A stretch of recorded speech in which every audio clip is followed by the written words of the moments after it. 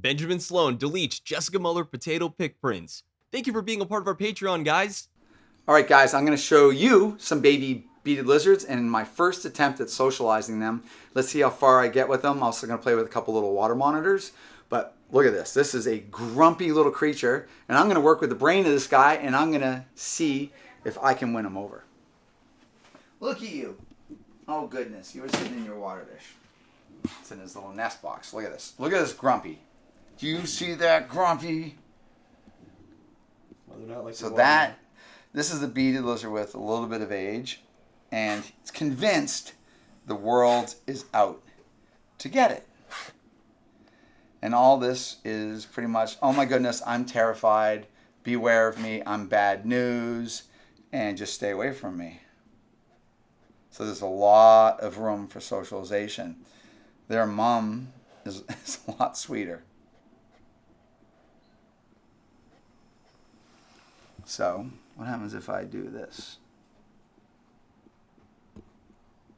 Can you leave the fear mode to... Oh, there we go. You're at least taking it all in. Oh. You think you could keep doing interactions like this? Yep, you have little short interactions. Because the adults are quite good. It's just, you just got to work with them. And what it is just establishing, hey, you can trust us. We're not going to hurt you. And it's like supportive care. And that's what reptile keepers do. Yeah. That's just, I'm scared.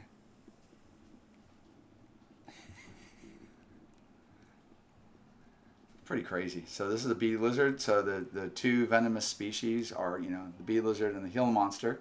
And these are larger growing. And they're such interesting animals.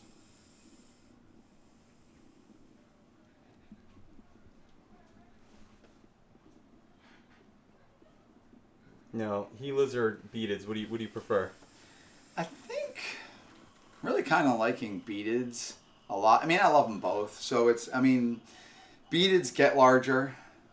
So right there, that's a plus. I would say my version is Gilas might be a little more interesting to look at because of the really bright colors.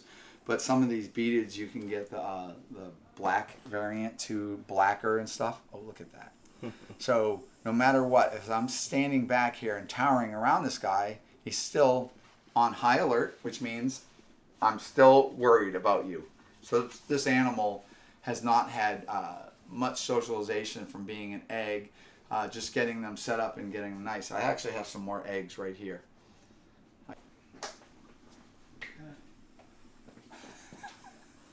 They're so bad. You guys. Okay. Passive handling. Oh, look at that. I use a little paper towel tube. But I don't want you guys biting each other. Oh, they will? Well, okay. They're... Wow. Come here. And this is like even Karusha, Solomon Island skinks can really start. This is very unrewarding when you act like that. And they come out of the egg like this. And I feel like I did a video where you had a whole bunch of these things yeah. on you. They were very friendly. Oh, no. And with a little bit of size, they can be. Oh, okay. They can really be good. But, so one of the things you'd want to do, you're completely geeked out by movement. So what I do,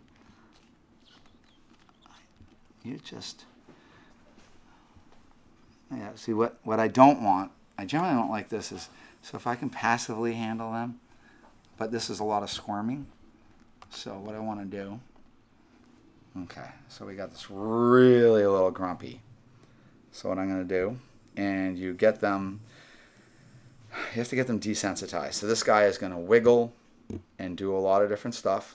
So I want his mouth closed, and I want him to start flicking his tongue. So right now it's still a worry, So I just want to kind of calm it down. And I want to do something that might, once their brain starts working, they might be like, oh, that's not so bad. So then I just keep working like this. And you desensitize them to any tactile touching. And then, all right, so now the brain's working. So the tongue is coming out. We're thinking, we're not gaping, so we're not in a defensive posture. So we've gone out of fear, defensive mode, into, okay, I'm thinking, what's going on? But since they're very reactive, they're going to quickly, if any kind of threat or perceived threat occurs, they'll go right back into a defensive behavior. The gaping, fear that they know that, you know, any kind of predator would want to definitely get them. So, and then we can bring it down. We get a little bit higher up. Everything's still okay. And you see I'm petting his tail. This is all critical. So if I'm not doing this, we're kind of like at a standstill. See the tongue stop moving, right? So then I go like this. I'm touching. We're recording. So we're now recording a positive, something that is going to build in this animal's mind. So it's got this recording, and it's going to go back and it's going to start drawing from this positive interaction as opposed to the negative interactions. And we just start outnumbering the negative interactions with positive, and the animal's little brain starts adapting and then starts rewiring itself. So it starts realizing, well, people are not going to hurt me, and good things actually happen. And that's it. That's the essence of building a thread of trust. Positive, short interactions. But that tongue moving. So the tongue is a behavioral thing that tells me what the brain's doing. There's a lot of little quick movements as it's taking in a lot of information right now with the way it's breathing. Hi, buddy. You can see it in the throat. See that? Mm-hmm. It's like quick breathe. It's just like, oh, I'm worried. And I just support it by petting. And you're okay. You'll do this with dwarf caiman. This works with tokay geckos. This works with so many different species. As I sweat, yeah, we're making some pretty good grounds with this little guy. This little guy was rather a bit nuts. Something just worried him. A roll of paper towels just fell off the table. So it quickly responded, but we're going to go right back to supportive therapy. This just takes time. It takes time and basic abilities, how to manage animals, certainly without getting bit. And what I try to do is I'm not trying to put this animal where I'm really grabbing it and worrying the animal, although they can be a little tricky because they kind of cling to you. And remember, this is a venomous lizard. So you have to handle this animal in a fashion where you're never putting yourself in a position where it's going to bite you, because you're going to take all the wonders and the joy of the animal and make it very real. So I know what I can get away with, and this is what I'm doing. I keep my hand flat. I'm not in the biting range. This guy would only bite defensively. So he's not like actively wanting to get me. He's just terrified. Yes. And he's still very upset. I'm so He upset. doesn't want you to touch him. I know. Well, look, we got a little bit of, I'm thinking about food for a sec. Okay, so right here. No, he's screwed with the camera. So this little guy right here. Back up, back up, back up. Fear, fear, fear. Hide your head. I have to get him into a safe place. I know, you guys really invest a lot of energy into this. All right. So one thing you want to do, make sure the feet aren't hanging. Why are you so wanting to get me? I know, I stink. So you just got to keep yourself out of the bite range. I know.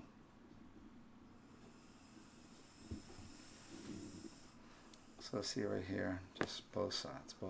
Come here. Oh goodness, and then the roll. Okay, and then everything's horrible. Socialization without restraining them is a little hard, so I have to kind of trick them. So got to get the brain to turn on.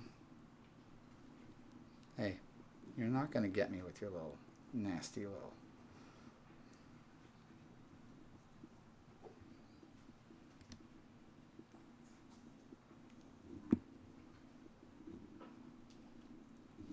So I need to make sure there is nothing that this guy can actually get if I'm going to choose to do that. Here we go. Now we're thinking.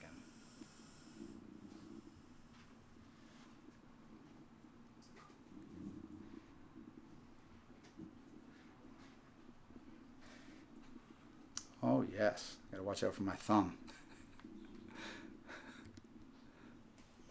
Yes.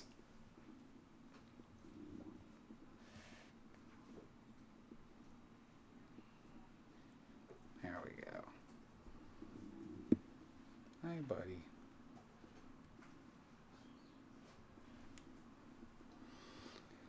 All right, so he's willing to start thinking a little bit. This one's so bad. You've had no socialization, but you're so cute. Oh boy, we're going to have more of these and all the grumpiness. Heelers are the same way as babies. I know.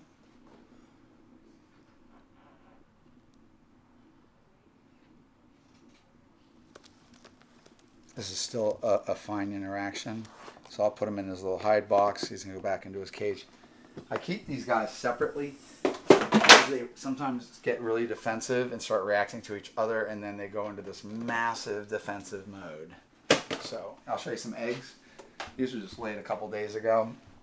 Okay, here's some beaded lizard eggs. And this is a couple days old. So that's the size. It's going to be, you can see this little guy over here. Look at that. Yes. Don't bite your brother. Jeez. How long does it take for these guys to hatch out? It's that's a really good question. Depends what incubator it is in, but it's I'm trying to remember. It's like 70 days. The problem is like I hatched dwarf caiman, and I always have to think like dwarf caiman. I think it's like 88 days. Put them in the incubator, and then sometimes I don't even. Like we record the date, but I don't necessarily have all the different incubations. We incubate these at 84 to 86 degrees. And I've done dwarf caiman 10 times now, and I think it's 88 days. And these are less.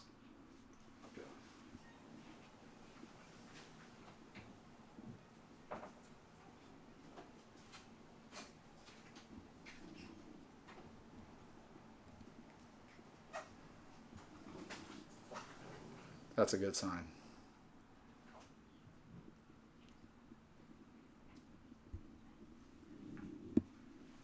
So there's enough trust that this animal has with me just from that little bit of socialization. So it really, we have to credit the mind of this animal. This animal is managing its inherent, what it's evolved with, and its reactiveness and fear, and it's readjusting, it's assessing new fears, and it's evaluating that, okay, I'm not as scary as it thought it was a little bit ago, and now it's actually eating in my hand. So that's pretty cool.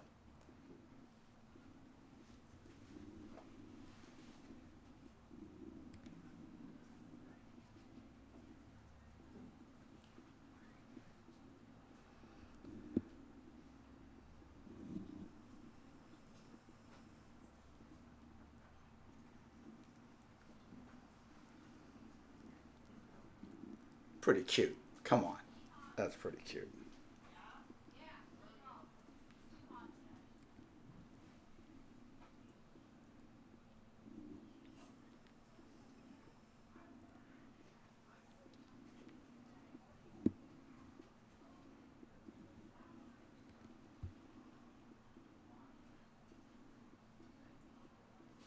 So once again, this is all good. This is supportive therapy. So we're establishing further. Now I'm talking, I'm moving around, and this animal is in its weakest state where as it's eating, its mouth, which is largely used for defensive purposes, threat displays and whatever, is tied up eating. So we're already establishing a whole bunch of trust. You got a big appetite. Opportunistic feeders, big time. So they'll gorge because their nature tells them food opportunities are not always the greatest. So I'll put him down. Look at this, is excellent. We've already made such good headway. Indeed, they are venomous, but it's a very painful bite, and the bite is to ward off would-be predators by having a bad experience, and they'll remember it. And there's something that they'll talk about in venoms in jellyfish. So if you get stung by the jellyfish, it causes incredible mental acuity and clarity, which they believe is how it causes something to respond, and it remembers the interaction with the jellyfish and has this very clear memory. And they actually use this now in memory retention and memory improvement, some of the proteins. I don't really know a lot about it, but I'm aware of it. Monitors today, why are we feeding them? So they're a little geeked out because they love eggs, but they're a little geeked out because I took them from upstairs and brought them downstairs.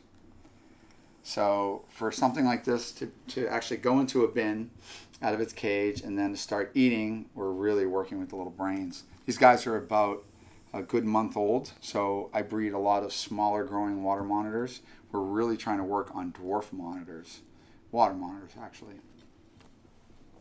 So he's figuring it all out. That's exciting. But these guys just want to explore.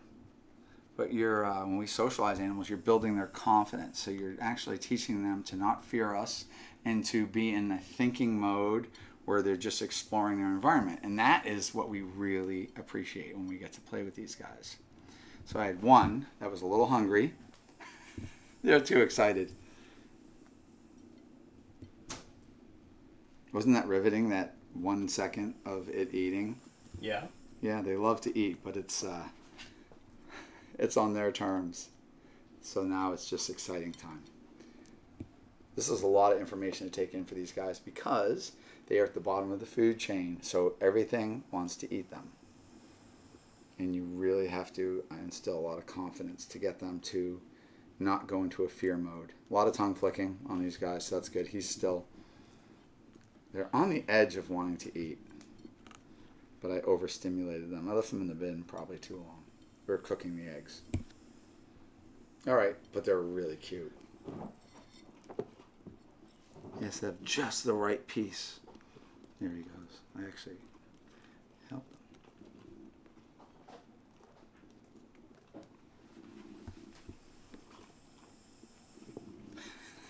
I don't know exactly what he's looking for, but I think he's waiting for it to jump in his mouth. These little monitors are the future. Future of what? I think. Us? Well, we all are enamored, or a lot of us are enamored with Venomous, so different monitor lizard species, and we love to have this awesome relationship with these guys. So these guys are the pinnacle as far as intelligence and having a really great relationship with you. They really learn their keeper, and you have these relationships. It's almost like this is a warm-blooded animal. This thing actually loves me. And, I'm not being literal here, but they certainly enjoy us. And whatever it is, however you establish what the difference is, I don't know. But that little brain, and this personality is amazing.